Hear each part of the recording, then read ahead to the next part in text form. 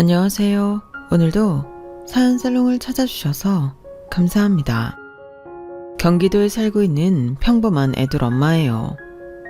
돌이켜 생각해보면 이런 팔자가 있을까 싶기도 해서 한번 글을 남겨보아요. 형편이 어려워 곧바로 20살이 되자마자 공장에 취직을 했고 주야 교대 근무를 하며 지냈어요.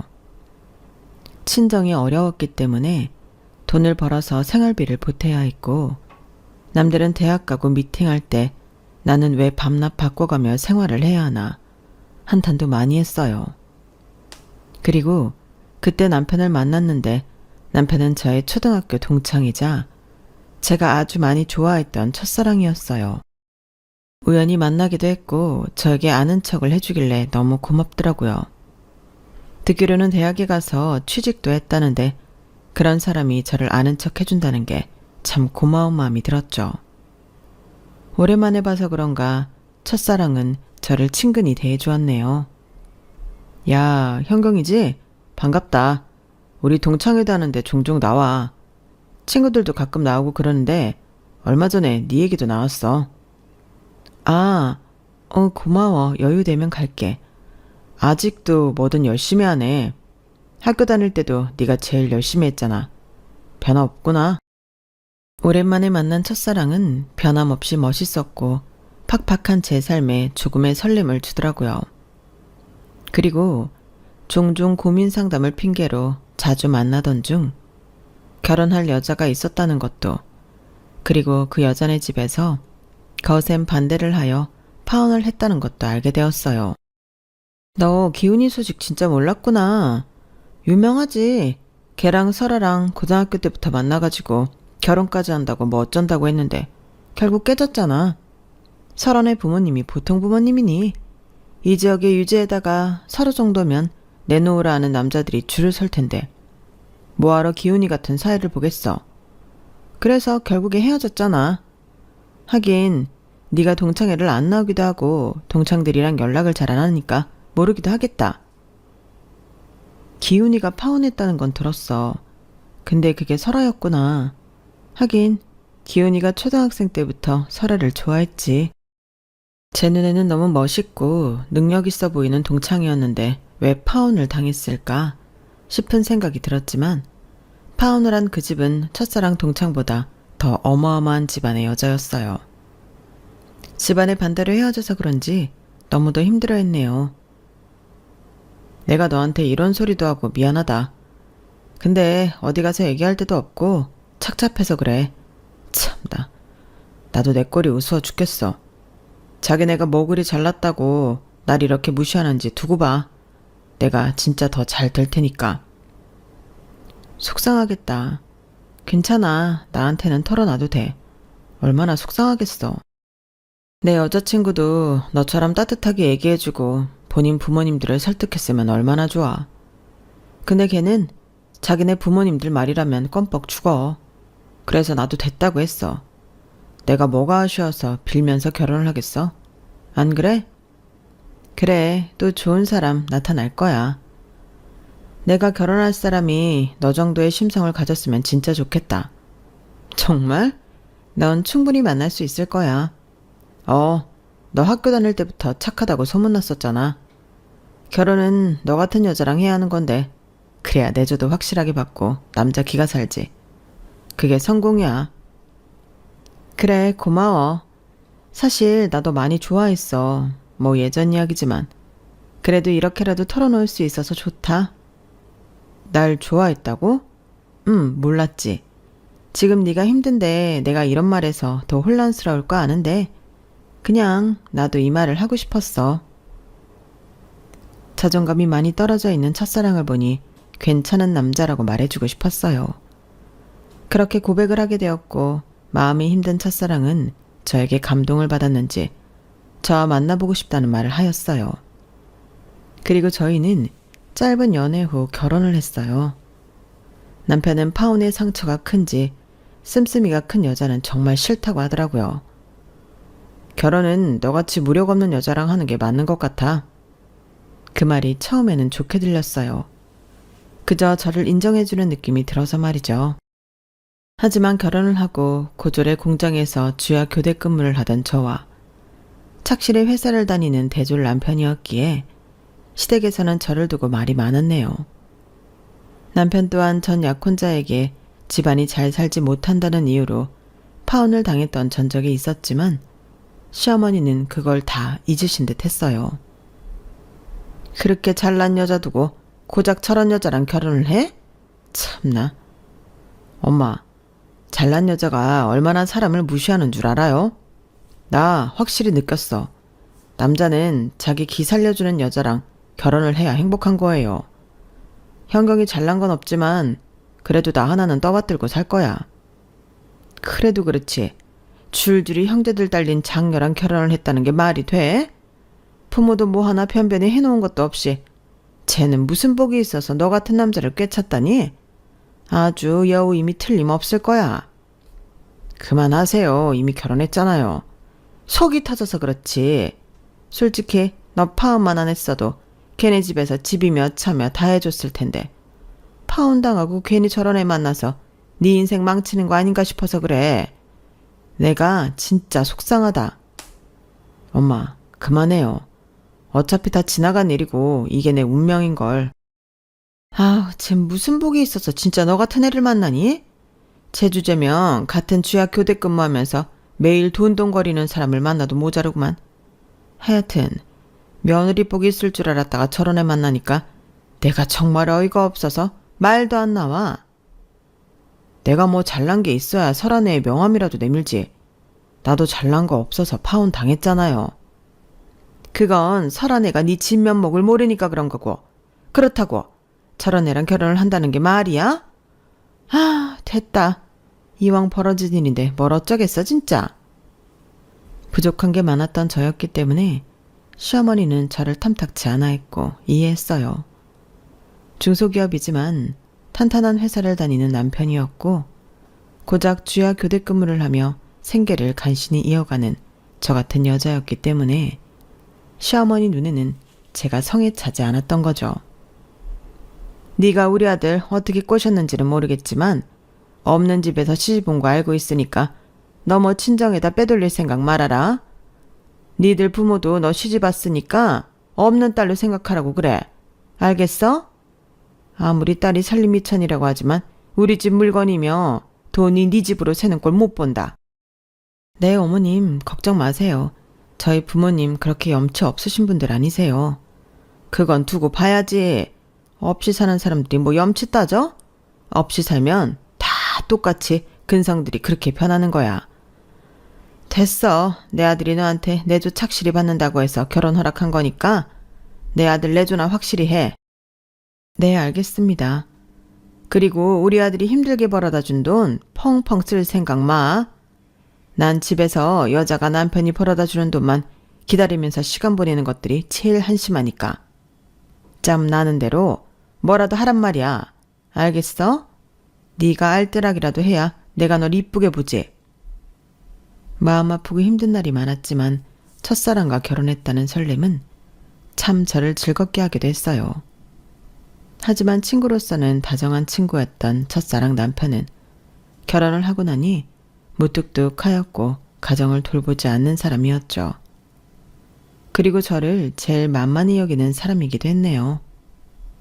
저는 결혼 후 워낙 동창들과는 아예 왕래가 없던지라 몇몇 지인 빼고는 제 결혼에 대해 놀란 사람은 그렇게 많지 않았어요. 하지만 저와 결혼을 했다는 소식에 남편의 전 약혼자인 동창 여자는 큰 충격을 받았다고 추후에 가장 친한 친구가 얘기해 주더라고요. 남편이 조금 신경 쓰였지만 완전히 끝을 냈다고 했고 본인이 버림을 받은 것이기 때문에 절대 다시 엮일 일이 없다고 하더라고요. 그 사실을 믿었고 제 결혼 생활에 충실하고 싶은 마음이 있었기 때문에 열심히 살았어요.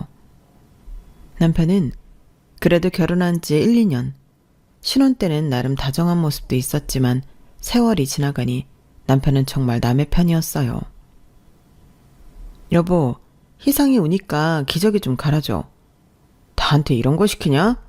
네가 집에서 하는 일이 뭐가 있다고 이런 걸 시켜. 그리고 청기저귀 쓰라니까 무슨 일회용 기저귀를 쓰고 있어. 나 손에 똥도 골랐잖아. 그래서 당분간만 일회용 쓰는 거야. 집에서 노느라 남편이 벌어다 주는 돈이 우습지? 그때 내가 너 같은 애랑 결혼하는 게 아니었어. 능력 좀 봤어야 하는데 진짜 외벌이 힘들어 죽겠다.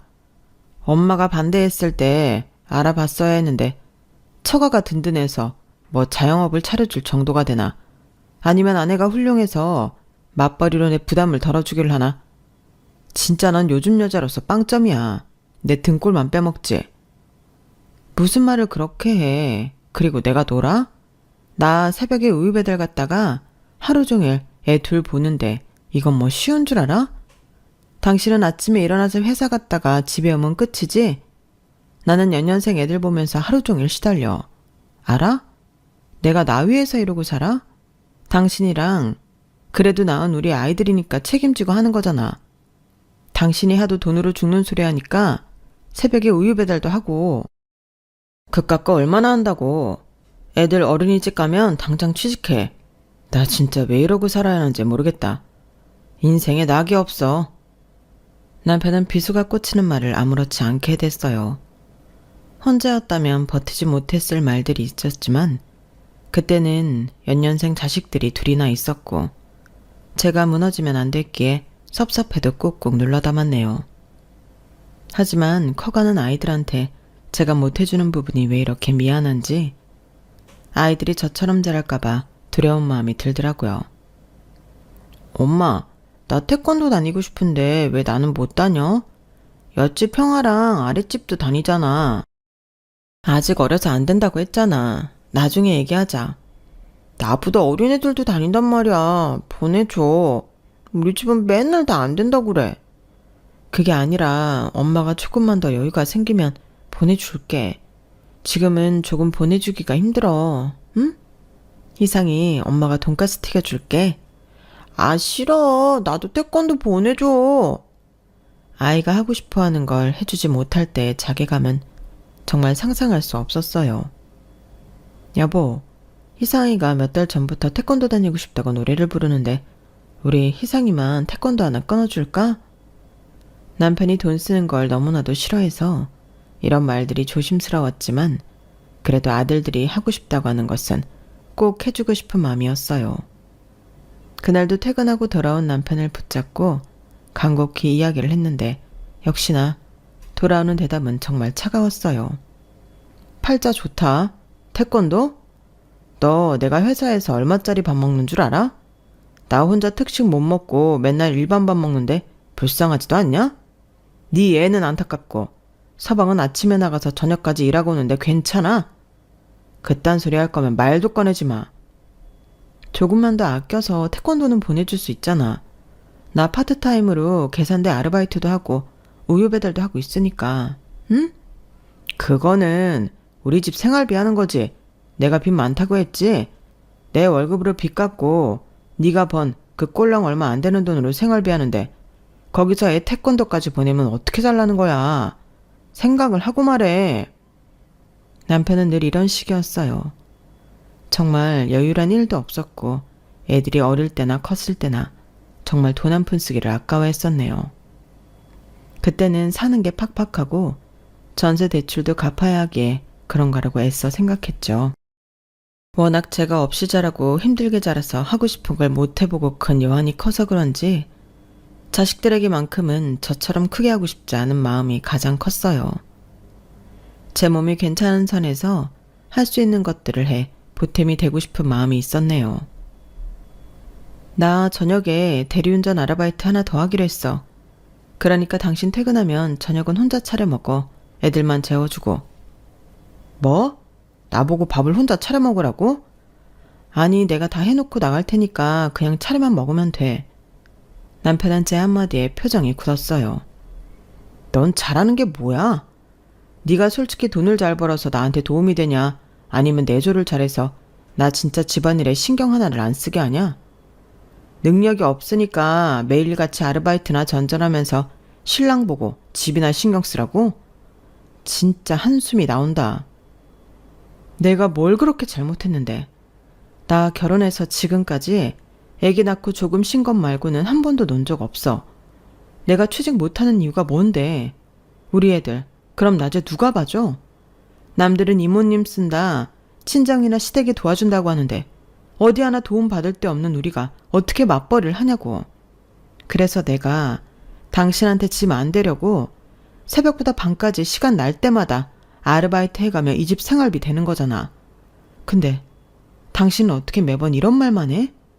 나야말로 당신한테 진짜 실망이야. 당신이 애초에 이런 사람인 거 알았으면 나도 이 결혼 안 했어. 알아? 당신만 후회하는 줄 알아? 나도 후회해. 와, 김연경, 너 진짜 말 막한다. 이제서야 네 본성이 나오는 건가? 나 좋아했다고 하면서 나 마음 약할 때 꼬셔놓고는 이제 와서 후회? 내 인생 네가 망친 거야, 알아? 너만 아니었으면 나 그때 결혼하려고 했던 여자랑 어떻게든 잘 될 수 있었다고. 심장이 내려앉더라고요. 평생을 저렇게 생각했겠구나 싶은 게 나랑 그럼 왜 결혼했지? 라는 생각이 들어 너무 속상했어요. 하지만 그런 감정에 빠져들어 사사롭게 연민에 빠져있을 때가 아니었기 때문에 저 역시 악다구니를 썼었네요. 결혼은 당신이 하자고 한 거야. 이제라도 물러 그럼. 너 뭐 믿고 그러냐? 네 학벌에, 네 능력에 이혼까지 하면 어쩌려고 그래? 처음 보는 저의 모습에 아이들은 그 자리에서 울음을 터뜨리더라고요. 애들 울음소리에 정신이 차려지고 있었죠. 아니야 얘들아, 미안해. 아빠랑 조금 다툰 거야. 그러니까 울지 말고 방으로 들어가. 애들 앞에서는 창피한가 보지? 나도 너 때문에 되는 일 없어서 짜증나니까 당분간 회사 기숙사에서 먹고 자고 할 거야. 이 말을 끝으로 남편은 근 3주간을 집에 들어오지 않았고 회사 기숙사에서 먹고 자고 출근을 하였어요. 어쩔 수 없이 제가 먼저 사과를 청하고 끝난 싸움이었죠. 그러니까 집에서 큰 소리 내지 마. 어차피 네가 사과할 거 왜 큰 소리 내냐? 오늘 삼겹살이나 구워놔. 일찍 들어갈 거니까. 화가 나는 날들이 많았지만 애들만 생각하고 살았네요. 제가 결핍이 많아서 그런지 애들한테는 원하는 걸 뭐든 다 해주고 싶었고 뭐든지 경험을 해봐야 밖에 나가야 주눅이 들지 않는다는 것도 알았거든요. 남편은 아이들 교육에 1원 한 장 보태주지 않는 사람이었기에 애들을 학교 보내고 나면 아침부터 저녁까지 이곳저곳 아르바이트를 하며 아이들을 공부시켰어요. 여성 엄마는 아니었지만 아이들이 하고자 하는 건 시켜주고 싶었거든요. 다행히 아이들은 제가 돈을 힘들게 벌어 학원을 보내주는 것을 알아서 그런지 정말 열심히 하더라고요. 그리고 저는 정말 아이들이 커가는 동안 제 시간이 없는 삶을 살았어요. 하지만 남편은 형편이 어렵다 하면서도 본인 여가 생활을 즐겼고 어디 모임이 있다 하면 빠지지 않았어요. 나 동창회 가니까 그때 백화점에서 산 코트 있지? 그거 드라이 맡겨놔. 오랜만에 동창회에 간다는 남편이었기에 저 역시 정말 오랜만이지만 친구들 얼굴을 보고 싶더라고요. 가장 친한 친구 몇 명도 먹고 사느라 바빠 못 봤던 터라 내심 남편에게 이야기를 넌지시 꺼내보았어요. 하지만 제 이야기가 떨어지기 무섭게 정색을 하는 남편이었네요. 나도 가볼까? 오랜만에 애들도 보고 싶고 친구들도 생각나네. 네가 친구가 있냐? 솔직히 너 학교 다닐 때도 형편 안 좋아서 남의 집 반일 다니고 그랬잖아. 애들은 너 기억 못해. 그냥 나랑 결혼했다고 하니까 우리 학교에 그런 동창이 있었어 하는 거지. 무슨 말을 그렇게 해. 그래도 이내도 있고 혜선이도 있다며. 걔네랑은 좀 친했는데. 너 동창회 애들이 어떻게 하고 오는지 나 알아? 네가 낄 자리가 아니야. 너 그러고 오면 내 면이 뭐가 되냐? 변변한 옷 한 벌도 없으면서 동창회 온다고 옷 같은 거 사지 말고 그냥 하던 대로 살아. 동창회에 한 번쯤 가고 싶은 저에게 또다시 남편은 상처를 주더군요. 사실 저도 내심 그냥 꺼내본 말이지만 막상 남편에게 저런 말을 들으니 섭섭하긴 했어요. 그럼에도 남편은 웃으며 보내주었지만 말이죠. 그리고 한참 시간이 흘렀을까? 같은 아파트 아주머니가 저에게 제안을 하나 하시더라고요. 희성 엄마, 이리 좀 와봐. 밤낮 아르바이트 하면서 힘들잖아. 혹시 나랑 같이 보험 설계사 안 할래? 네? 보험 설계요? 그래. 경력 단절주부도 할 수 있다고 내 친구가 한번 같이 해보자고 하네? 근데 희성엄마가 생각나지 뭐야. 내가 희성엄마 열심히 사는 거 하루 이틀 봐? 이거만 잘하면 진짜 억대 연봉이래. 밤낮 아르바이트 하면서 힘들게 하지 말고 나랑 같이 한번 해보자. 에이, 저같이 아무것도 모르는 사람이 어떻게 보험 설계를 해요. 저 자신 없어요. 나도 마찬가지야. 그래도 같이 하면 힘도 좀 나지 않겠어? 나도 혼자 하는 것보다 옆에서 희성엄마랑 같이 공부하고 하면 좋을 것 같아서 그래. 저 같은 무지랭이가 할 수 있을까요? 자신은 없었지만 이런 기회가 아니면 평생 이렇게 살아야 할 것 같은 생각이 불현듯 들었어요. 여보, 나 보험 설계사 한번 해보면 어떨까? 잘만 하면 억대 연봉이래. 네가? 그것도 글 좀 해석할 줄 알고 이해력이 있어야 하는데 네가 할 수 있어? 그리고 내 마누라가 어디 가서 보험 판다고 하면 내가 얼굴을 어떻게 들고 다녀? 당신도 내가 못할 거라고 생각해? 그래. 그리고 그런 건 아무나 하냐? 지금처럼 그냥 시간별로 아르바이트나 해. 너한텐 그게 딱이야. 애들한테도 집중하고. 언제는 돈 많이 벌어다 주는 마누라가 부럽다며. 내가 그렇게 될 수 있잖아. 아서라. 아무나 하냐? 그리고 보험쟁이들이 거기서 거기지. 됐어. 가장 제 편이 되어주어야 할 남편은 제 편이 아니었어요. 그래서 시작했네요. 나도 할 수 있다는 것을 보여줘야겠다 싶은 마음으로 시작했고, 기동성이 있어야 할 것 같길래 큰맘 먹고 적금을 깨 중고차를 구매했어요. 너 미친 거 아니야? 적금을 깨서 중고차를 사? 아, 나한테 말을 해야 할 거 아니야. 이리저리 영업하러 다니려면 버스 타는 게 한계더라. 그리고 내가 한 푼 두 푼 안 쓰고 모은 돈으로 산 건데 뭘 그렇게 화를 내. 두고 봐. 더 많이 벌어올 테니까. 진짜 한심하다. 멍청해도 성실해서 데리고 살아줬더니 이제는 무모하기까지 해? 뭐? 멍청? 그래. 너처럼 대학도 안 나온 무지랭이가 뭘 할 수 있다고 이렇게 허파에 바람이 드냐? 나중에 울고불고나 하지 말고 정신 차려. 너무 속상했네요. 응원받지 못하니 일하는 내내 눈치가 보였어요. 하지만 큰아이가 이렇게 말해주라고요. 요즘 엄마 보기 너무 좋아. 활력도 있어 보이고. 난 엄마 시간별로 쪼개서 아르바이트 하는 것보다 이렇게 아침에 나가서 일하고 들어오는 게 더 좋아 보여요. 그러니까 열심히 하세요. 아들이 이렇게 말해주니까 너무 고마운데 그래도 엄마가 전처럼 신경 못 써줘서 미안해. 아니야. 이제 우리도 알아서 다 앞가림은 하는데 뭐. 학원도 알아서 갈 수 있고. 그러니까 엄마도 하고 싶은 거 하시면서 사는 게 좋은 것 같아. 아빠는 맨날 골프다 동창회다 안 나가는 데 없이 다 가는데 엄마는 한 번도 일할 때 빼고 나간 적 없잖아. 우리 아들 감동이야. 엄마가 아들들 하나는 기가 막히게 낳았다니까. 내 모습이 당연하게만 느껴질 줄 알았는데 그동안의 제 노고를 아들들이 알아주더라고요. 큰아들이 응원을 하니 조금 더 열심히 하게 되었고 나름 적성을 찾은 것 같았네요. 이야, 희성엄마 능력 좋다. 아는 사람도 별로 없다면서 어쩜 이렇게 영업을 잘해? 다 언니 덕분이죠. 소개도 많이 시켜주셨잖아요. 감사해요. 그야 희성엄마가 너무 열심히 하니까. 그리고 사람들한테 들어보면 신뢰가 엄청 간다고들 하더라고. 처음 시작한 보험 영업은 정말 재미도 있었고 돈벌이도 되었어요. 매일 시급제로 받던 일상에서 갑작스럽게 월급으로 큰 돈이 찍히니 실감이 나지 않으면서 정신을 더 바짝 차려야겠다고 생각이 들었네요. 그리고 염치가 없지만 보험을 판매하다 보니 연락이 끊긴 동창들에게도 연락을 하게 되었어요.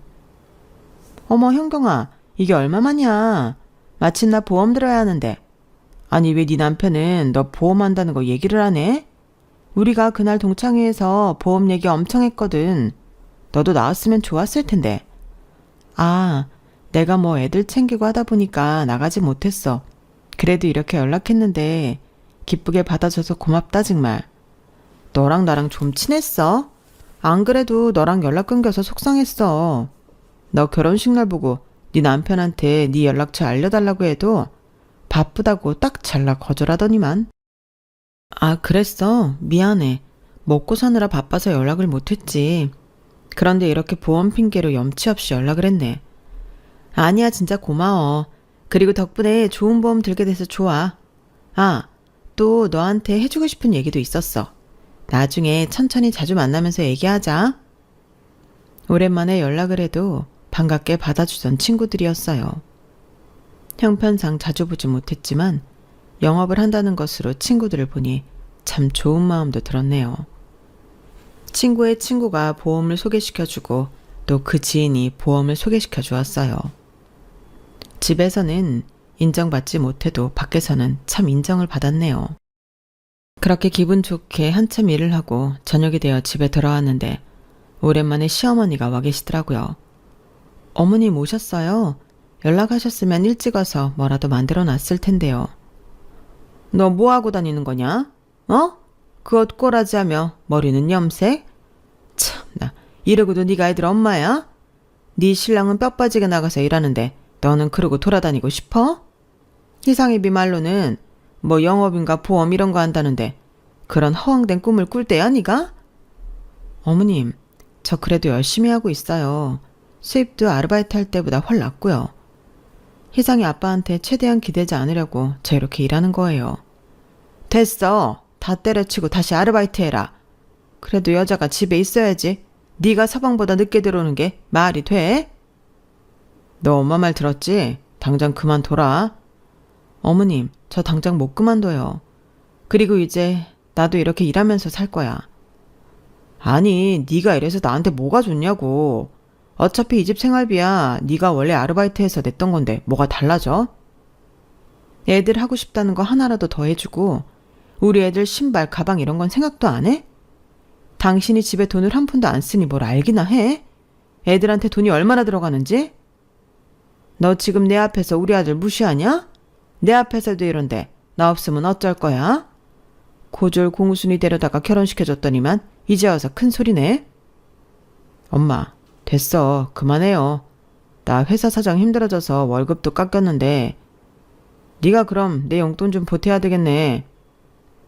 그래, 네가 그렇게 잘났으면 우리 아들한테 그동안 빼먹은 돈 채워서 줘라. 사실 결혼하면서 남편에게 정말 생활비 명목으로 받은 건 신혼 1, 2년 뿐이었어요. 그 외 제가 다 아르바이트해서 가정생활을 유지했었기 때문에 어머님의 저런 말들이 어이가 없었네요. 그렇지만 아이들도 있고 큰소리 나는 게 싫어서 애들 아빠하기에 참았죠. 한바탕 시어머니라는 쓰나미가 휩쓸고 갔고 가정에 대해 다시 한번 생각해보게 되었네요. 그럼에도 하루라도 열심히 안 할 수가 없던 형편이었기에 정말 열심히 살았어요. 돈을 벌게 되니 친정엄마도 모셔서 맛있는 식사 한번 대접해드리고 싶다는 생각이 들었어요. 일하는 중간에 짬을 내 엄마를 모시고 식사를 하는데 엄마가 참 많이 우시더라고요. 고맙다. 너 힘든데 뭘 이런 것까지 사. 엄마는 나 요새 돈도 벌고 괜찮아. 돈 벌면 엄마가 좋아하는 거 맘 편히 사드리고 싶었어. 그동안 내가 너무 무심했지? 엄마 미안해. 앞으로 종종 사드릴게. 그러니까 건강만 하셔. 알겠지? 너 힘든데 뭘. 새벽부터 밤까지 매일 일하는데 내가 너한테 어떻게 이런 걸 얻어먹냐. 엄마라고 뭐 하나 보탬이 되지도 못하는데. 엄마는 그런 말 마세요. 조금 더 도와드리고 결혼했어야 했는데 미안해요. 나도 그때는 어려가지고 그냥 마냥 이 현실을 벗어나고 싶어서 결혼했어. 장녀가 돼가지고 집 생각 안 하고 말이야. 미안해. 너한테 미안하지. 평생을 너 가지고 싶은 거 하나 제대로 못 해줬는데. 엄마와 이런저런 얘기를 하니 참 좋다는 생각이 들었어요. 앞으로 더 잘해드려야겠다 싶은 마음이 들었고 집까지 잘 모셔다 드렸네요. 그리고 그날 저녁 남동생한테 전화가 왔는데 그건 청천벽력 같은 소리였어요. 불행은 예기치 않게 찾아왔고 그날 밤 친정엄마는 심장마비로 돌아가시고 말았다는 소리였어요. 분명 같이 밥도 먹고 앞으로 잘하겠다고 얘기까지 했는데 어떻게 이렇게 될 수 있나 싶은 마음이 들면서 후회가 밀려왔어요. 그 와중에 남편은 야근을 한답시고 연락이 되지 않았고 아들들과 같이 장례식에 들어가자 뒤이어 아들들의 연락을 받고 남편이 왔어요. 오자마자 위로는커녕 바쁘다는 둥 제 형제들에게 본인이 난감하고 말하더라고요. 하필 바쁜 와중에 돌아가실 게 뭐야. 뭐 처남들도 정신없겠지만 내가 그래도 맞사이잖아. 할 건 해야지. 처남들도 나 같은 매형 둬서 좋은 줄 알아. 누나도 나 만나서 솔직히 팔자 폈지. 평생 공순이만 하다가 그래도 가정주부 시켜줬잖아. 매형, 그래도 엄마 돌아가셔서 누나가 많이 속상해해요. 마지막에 같이 식사도 한 게 누나라는데 많이 위로해 주세요. 뭐? 식사? 참나 돈이 썩어났나. 맨날 돈 없다 하면서 그래도 할 건 다 하고 다녔네. 뭐 알겠어. 누나야, 솔직히 시간이 지나면 괜찮아지지. 나 만나서 얼마나 행복해. 안 그래? 너무 서글퍼 앉아있는데 저 따위 막말을 하는 남편이었어요.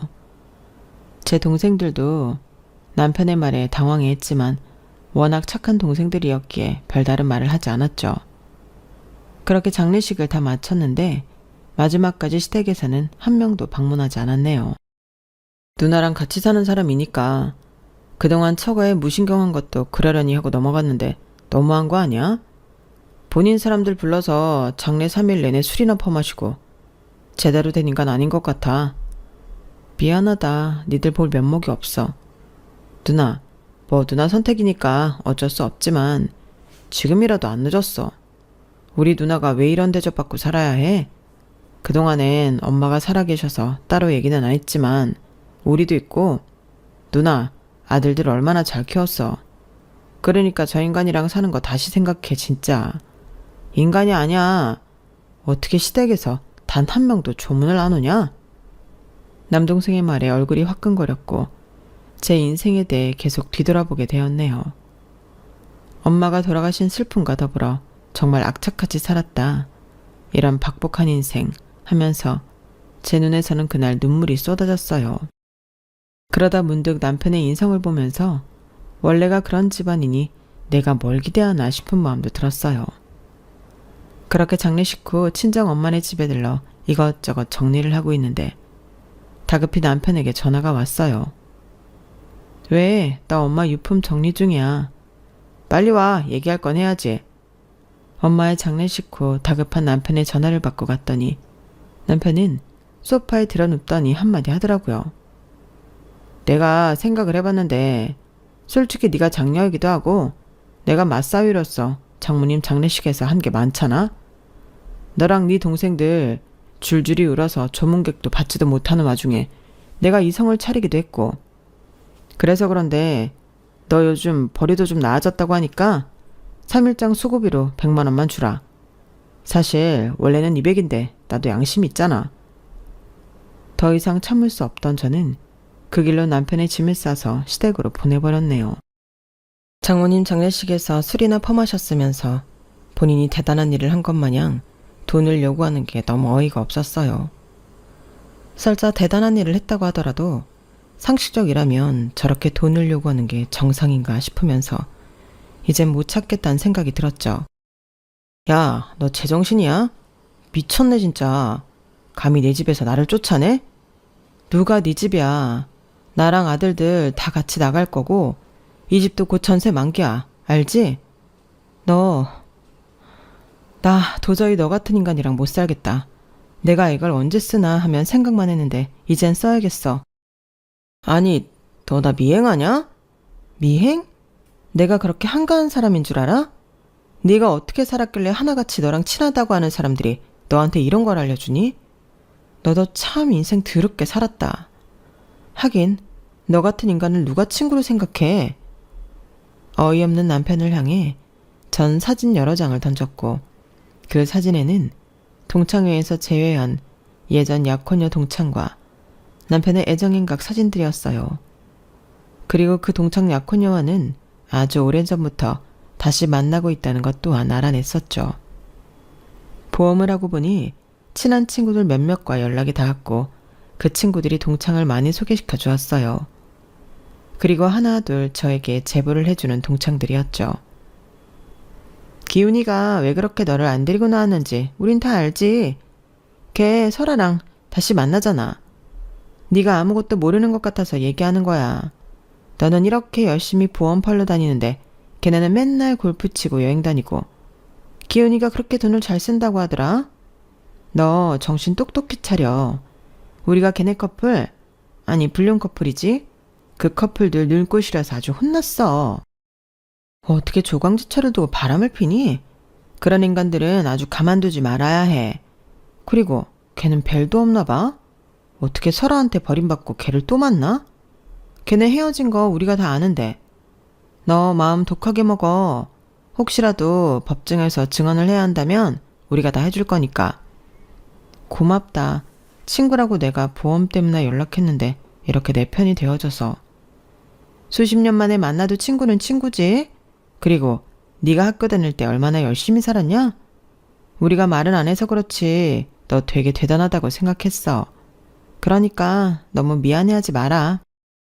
참 박복하게 살았다고 생각이 들었는데 저의 손을 잡으면서 제 편이 되어주겠다고 하는 친구들을 보니 그 시절 꽤 열심히 살았구나 싶었네요. 남도 이렇게 내 편이 되어주는데 살부비고 산 남편은 어찌 저 모양일까 싶으면서 정말 많이 고민했어요. 하지만 차문이 병이 되었고 저는 더 이상은 하지 못하겠다고 판단이 들었죠. 그리고 이혼한 날만 손꼽아 기다렸어요. 그리고 친정엄마가 돌아가시고 난 뒤 남편이 하는 행동을 보고 전 그 즉시 이혼을 행동에 옮기기 시작한 거예요. 남편은 정말 어이없어 했는데 저를 막을 수는 없었네요. 내가 모를 것 같았어? 당신은 나를 고졸, 무지랭이로 생각했나 본데 나 이거 알고 많이 준비했어. 이제 넌 그냥 당하기만 하면 돼. 그동안 내가 너랑 살면서 당했던 거 이젠 네가 그대로 돌려받을 줄 알아. 뭐? 이혼? 너 그런 거 할 용기나 있어? 요즘 돈 좀 버니까 눈에 뵈는 게 없냐? 그리고 설아랑 나는 그냥 서로 안식처가 되어주는 친구 사이일 뿐이야. 걔네가 뭘 오해해서 너한테 그딴 말을 짓거렸는지 모르나 본데 착각하지 마. 이혼도 뭐 좀 되는 사람들이 하는 거니까. 그래, 날 끝까지 바보 취급하지? 너 애들 볼 생각도 마라. 어차피 너한테 애들은 타격도 없을 테지만. 남편은 코웃음을 쳤지만 전 계속해서 이혼 소송을 이어나갔어요. 상간녀 소송과 함께 그동안 받은 돈도 없이 혼자 아이들을 케어한 점을 증거로 많이 들이밀었네요. 변호사는 제가 살아온 세월을 듣고 믿을 수 없다는 말도 하였어요. 남편한테 생활비 한 푼 받지 않고 그럼 혼자 키운 거나 다름없네요. 위자료 꽤 많이 받으실 수 있겠어요. 감사합니다. 꼭 도와주세요. 그렇게 남편에게 소송이 들어가게 되었고 남편은 저와 이혼 소송이 들어가자 그제서야 코가 석자인 걸 깨달았어요. 이혼은 무슨 이혼이야. 너 애들 생각 안 해? 애들을 그렇게 목숨처럼 귀하게 여기더니 한부모 자식 만들 거야? 너 같은 아빠 없는 게 나아. 애들이 그러더라. 아빠랑은 추억이 하나도 없어서 슬프지도 않다고. 네가 그런 인간이야. 평생 가정을 뒤로하고 너 하나만 건사하고 살았지. 이기적인 인간. 그냥 이제 깨끗이 이혼하고 네가 하고 싶은 대로 혼자 살아. 이혼 못한다니까. 왜 못하냐고. 당신이 원하는 게 이거 아니야? 갈 데 없단 말이야. 뭐? 당신 그렇게 사랑하는 전 약혼자한테 가. 잊지 못해서 지금까지 만나는 거잖아. 그리고 그 약혼자랑 결혼했어야 한다고 나 볼 때마다 한탄하는 당신 어머니도 있으니까 거길 가든지 하면 될 거 아니야. 엄마네 집 날렸어. 그리고 나 사기당했다. 그러니까 이혼 못해. 부부가 왜 부부냐? 이럴 때일수록 네가 나 챙겨줘야 하는 거 아니야? 그래도 내가 네 남편인데. 진짜 뻔뻔하다. 그리고 사기라니. 그냥 그렇게만 알고 있어. 나도 지금 가만 안 있을 거니까. 남편이 사기를 당했다고 횡설수설했지만 곧이어 남편이 사기를 당했다고 하는 전말을 들을 수가 있었어요. 이혼 소송? 잘했다 진짜. 걔 전 약혼자고 나발이고 설아이가 그렇게 쫄딱 망했대. 그래서 설아가 기훈이 등쳐먹으려고 접근한 거래. 아주 오랜 시간 공들였다고. 동창들 사이에서 자자해. 기훈이는 그것도 모르고 옛사랑이 생각나서 바람 피우고 지 엄마 집 전 세금까지 빼서 갖다 바친 거라더라. 진짜 기가 막히네. 그치? 우리도 소름이야. 잘 됐어. 이참에 확실히 끝내. 걔가 너 배신했잖아. 가족에게 차갑고 나몰라라 해도 마음만은 그래도 가장의 책임감을 가지고 있을 줄 알았는데 내 아들들한테는 한 푼을 쓰기 아쉬워하면서 상관녀한테는 그렇게 투자까지 했다는 게 더욱더 저를 대노하게 만들었어요. 애초에 저는 그저 이 집에서 정말 이런 존재였네요. 남편은 제가 마음이 변할 것 같지 않자 아이들을 설득하려고 했어요. 너희 엄마 혼자 사는 거 볼 거야? 요즘 세상이 아무리 변했다지만 여자 혼자 살아가기가 얼마나 힘든 줄 아냐? 니들이라면 껌뻑 죽는 네 엄마니까 니네가 잘 얘기해서 아빠 좀 봐주라고 해. 그래도 내가 니들 아빠인데 이혼은 좀 그렇잖아. 니네 장가갈 때도 흠이야. 아빠, 진짜 너무하네요. 엄마가 불쌍해요. 우리한테 관심도 없고 엄마한테 매일 차가웠던 아빠면서 이제 와서 엄마 보고 이혼을 하지 말라니. 저희는 오히려 찬성이에요. 엄마가 행복해지는 걸 제일 바라니까. 그러니까 저희 설득 마세요. 얌마, 네가 그래서 신씨지 김씨냐? 어떻게 엄마 편을 들어?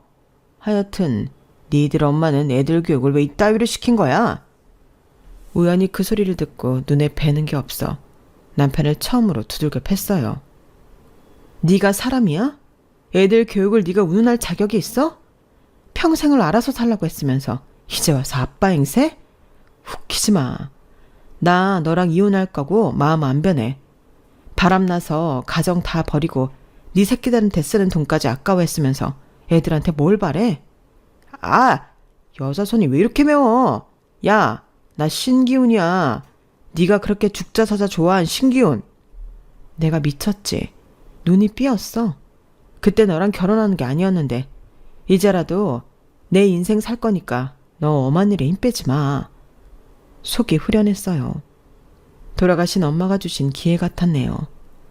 그리고 결국 법원에서는 저의 편을 들어주었고 위자료는 꼴랑 2천만 원밖에 되지 않았지만 남편은 가정도 잃고 모든 것을 다 잃었어요. 그래도 애들 아빠인데 이렇게 할 수 있냐? 너 서운하고 화난 거 알겠으니까 그만하고 기훈이 받아줘라. 애미야, 나도 너한테 미안했어. 어? 이제 와서 저렇게 혼자 원룸방에서 지내는 거 어떻게 견디라는 거야 나보고. 네가 착하니까 한 번만 봐줘. 착하면 다 봐줘야 해요? 어머님 처음이시네요. 저한테 이렇게 나긋나긋하신 거. 됐어요. 이 같은 사람 만난 거 제 팔자기도 하지만 이제 저도 대 인생 펼치며 살려고요. 고졸 공순이 벗어나서 멋지게 살고 싶네요. 구질구질하게 불륜에 눈 멀어 사기당한 남편 뒤처리하고 싶지 않아요. 어머님은 아무 말씀 없으셨어요. 그리고 전 제가 번 돈과 엄마의 사망보험금으로 아들들과 살 전셋집을 마련했고 정말 발이 부르트게 더 달렸네요. 이제는 중고차가 아닌 벤츠를 타고 주말이면 지인들을 만나 커피 한잔하는 여유까지 가지고 살고 있어요. 이 악물면 되더라고요. 남편은 저와 이혼 후 모든 걸 다 잃었기 때문에 상간녀에게도 소송을 걸었지만 본인이 원해서 한 투자, 즉 돈을 돌려받을 수가 없었다고 했어요. 그러자 아이들을 찾아와 빌다시피 하는 구질구질한 모습을 보였네요. 아빠가 잘못했다. 니들 엄마랑은 이렇게 됐어도 내가 그래도 니네 아빠인데 이렇게 아빠 내칠 거야?